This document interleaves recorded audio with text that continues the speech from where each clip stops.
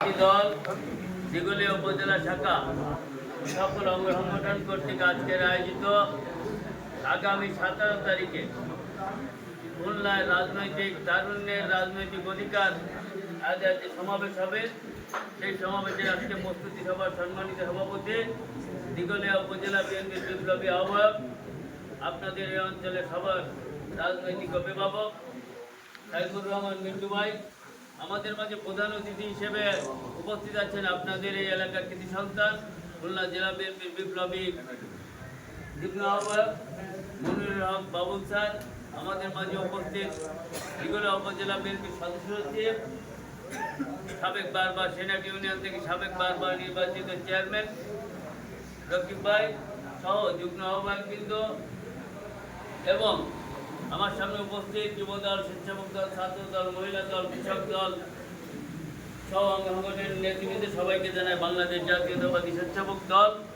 এবং আমার এই অঞ্চলের প্রিয় নেতা বাংলাদেশ জাতীয়তাবাদী দল কেন্দ্রীয় নির্বাহী কমিটির তথ্য সম্পাদক, এই অঞ্চলে আগামী দিনে ধানের শীষের ক্যান্ডিডেট আব্দুল কারি হেলাল ভাইয়ের পক্ষ থেকে বিপ্লবী শুভেচ্ছা অভিনন্দন। আমাকে এই খুলনা রূপসা তেরোপেটা দিঘলিয়া সমন্বয় টিমের এই যুবদল, স্বেচ্ছাসেবক দল, ছাত্র দলের প্রধানের দায়িত্ব দেওয়া হয়েছে।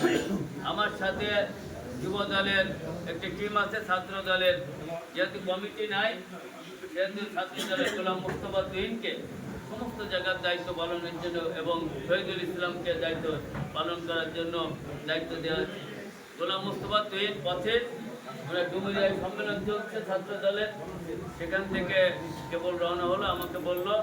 আমার সবার সঙ্গে আছেন এই টিমের আবুল কাশেম, আমাদের লিটন মোল্লা এবং আমার অঙ্গ সংগঠনের আর কি আমার এই দুই সবার সঙ্গে আছেন। আমি মূলত দাঁড়িয়েছি আজকে এখানে আপনাদের সামনে যে কথাটি বলতে যাচ্ছে, আমাদের এই তারুণ্যের রাজনৈতিক অধিকার বিষয়ক সম্পাদক এই সমাবেশের আগে 16 তারিখে একটা সেমিনার আছে শিক্ষা স্বাস্থ্য বিষয়ক মৌলিক অধিকারের বিষয়ে। এই সমাবেশটা, এই সেমিনারটা আমাদের প্রিয় নেতা দেশনায়ক তারেক রহমানের একান্ত নিজস্ব ব্যক্তিগত ব্যাপার, তিনি আমাদের নামে করছেন, যুবদল, স্বেচ্ছাসেবক দল, ছাত্র দলের ব্যানারে করছেন। কিন্তু বিষয়টা এতই অতীব জরুরি যে তিনি এটা কিন্তু তার বিএনপির প্রোগ্রাম, কিন্তু ব্যানারটা হচ্ছে আমাদের 3 অঙ্গ সংগঠনের। কারণটা তিনি আমাদের ব্যাখ্যা করেছেন। তারুণ্যের যে সেমিনার, সেখানে আমরা কেউ জানি না এই সেমিনারে আমরা কে অতিথি, কারা নির্ধারিত অতিথি, এই সেমিনারে কারা প্রধান অতিথি, কারা গেস্ট, যে টিম একমাত্র তারেক রহমান নির্ধারণ করে দেবেন যে এই টিমের কারা গেস্ট, কারা করবে, বাস্তবায়ন করবে খুলনা জেলা ও মহানগর বিএনপি, আমরা সহ আমরাই সেখানে কিন্তু গেস্ট না, যদি আমাদের তারেক রহমান অনুমতি দেন আমরা ওইখানেও স্বাগত বক্তব্য রাখবো। আমরা এমনকি দাওয়াতও না পেতে পারি।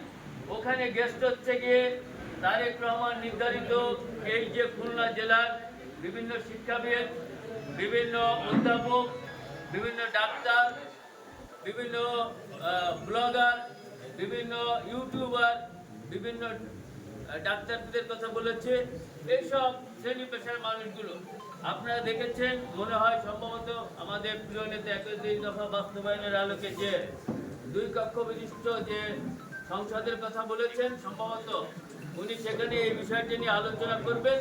ওইখানে অতিথি বেঁধে কেউ একজনও ঢুকতে পারবে না। আপনাদের এখানে প্রেসিডেন্ট, বিএনপির প্রেসিডেন্ট সেক্রেটারির উদ্দেশ্য করে বলতে চাই, আপনাদের কাছে একটা অগ্রিম একদিনের জন্য বার্তা আসতে পারে যে আপনারা দিঘলিয়া থেকে 5 জনের নাম দেন। আমি আপনাদের সুবিধার জন্য বলছি, দিঘলিয়া উপজেলা থেকে 5 জন শিক্ষক, তারুণ্যের নির্ভর যারা তরুণ, তাদের 5 জন কিংবা 10 জনের নাম দেবেন। তারাই শুধুমাত্র গেস্ট, তারা যে বিএনপি করতে হবে এমন কোনো ধরাবাধা কোনো নিয়ম নেই, বিএনপির সদস্য হতে হবে এমন কোনো ধরাবাধা নেই। কিছু এলিট শ্রেণী সমাজে আছে, তাদের নামটা আপনার কাছে চাইলে খুলনা জেলা বিএনপি চাইলে আপনারা সেখানে দিয়ে দেবেন এবং শুধুমাত্র তারাই গেস্ট। হয়তো আমরা তাদের কার্ড, তাদের যোগাযোগ করে বলতে পারি অমুক স্থানে প্রোগ্রাম। এটা হচ্ছে আমাদের দায়িত্ব। আমাদের স্পষ্ট বলে দিয়েছে 16 তারিখে সেমিনার নিয়ে তোমাদের কোনো মাথা ব্যথা নেই। বিএনপি ও সকল অঙ্গনকে বলে দিয়েছে 17 তারিখ তারুণ্যের সমাবেশটা অতীব গুরুত্বপূর্ণ। আপনারা কিভাবে নিচ্ছেন এখানে, কিভাবে নিয়েছেন এখানে জানি না। দিঘলিয়া একটি সচেতন রাজনৈতিক দল। খুলনা জেলার ইতিহাস প্রথমে কিন্তু দিঘলিয়া সৃষ্টি করেছে। খুলনা জেলা বিএনপির প্রথম ইতিহাসটা দিঘলিয়া উপজেলা বিএনপি সৃষ্টি করেছে। আমি সবার আগে চেষ্টা করেছিলাম রূপসা ইতিহাসটা সৃষ্টি করার, কিন্তু আমরা পারিনি। যেটা দেখিয়ে দিয়েছে একমাত্র দিঘলিয়া উপজেলা। ইতিমধ্যে দুটো সম্মেলন করে ভোটের মাধ্যমে জুয়েল ভাই এবং নিপু, আমাকে মুসলিম ভাই এবং ফারুক মোল্লা দুইজন নেতা ভোটের মাধ্যমে, ফারুক খন্দকার দুইজন নেতা তারা ভোটের মাধ্যমে নির্বাচিত করেছে। খুলনা জেলায় কিন্তু এটা একটা ইতিহাস। আমি দেখতে পাচ্ছি দিঘলিয়া কিন্তু খুলনা জেলা সবার আগে এগিয়ে, এবং সর্বপ্রথম আমার দৃঢ় বিশ্বাস দিঘলিয়া উপজেলা বিএনপি সর্বপ্রথম খুলনা সম্মেলন করতে, থানা সম্মেলন করতে মানে প্রস্তুত রয়েছে এবং করবে। এটাও কিন্তু তাদের নামটা কিন্তু স্বর্ণাক্ষরে লেখা থাকবে। যাই হোক, দিঘলিয়া সচেতন বিএনপির নেতৃবৃন্দ 17 তারিখের যে তারুণ্যের সমাবেশ, আমাদের যখন ইনডোরে মিটিং করেছে আমাদের প্রিয় নেতা, এখানে বাইরের কেউ নেই, থাকলেও আমাদের বিএনপির নেতৃবৃন্দ আছেন। আমাদের বলেছেন তারুণ্যের সমাবেশ অতীব গুরুত্বপূর্ণ।